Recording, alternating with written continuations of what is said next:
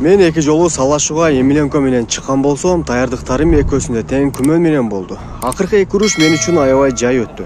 Федор ар дайым буга чейин анын ою окуу бул мүмкүн эмес. Эмоциясы жок. Бирок силоого татыктуу адам, чынымды айтсам, бул нерсени жашырбайм.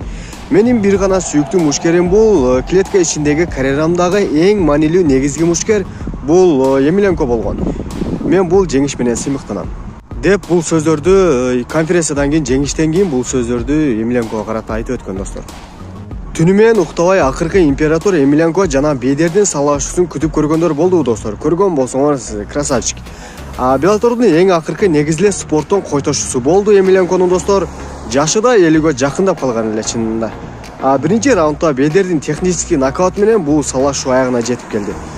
Федордун иниси Александр Емельяненко бул нерсеге реакциясы жеңилсе да миллиондогон адамдардын кумири болуп кала берет.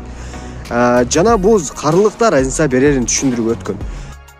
Ал эми Хабиб Нурмагомедовдун реакциясы: Федор, сен сыйлоого татыктуусуң, бүт дүйнө жүзү боюнча сени сыйлайт деген максатта бул сөздөрдү жазып калтырган достор.